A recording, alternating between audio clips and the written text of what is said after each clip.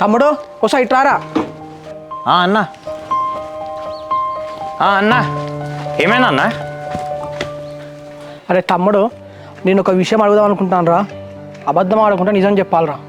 అన్నా ఎందుకంత స్పెసిఫిక్గా అడుగుతాను? అయినా నీ దగ్గర దాయడానికి ఏమున్నది? చెప్పేందో అడుగు.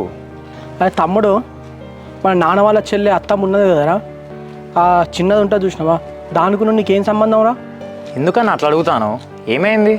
నాకు పక్కూర్లో పని ఉండి నేను బండి మీద పోతా అంటే నేను అప్పుడు ఒకసారి నారు కోసం రాలేదారా, ఆ షెడ్ ఉంటుంది, ఆ షెడ్ కాడ నువ్వును ఆ వెన్నెల ఊపడ్డది ఇద్దరు.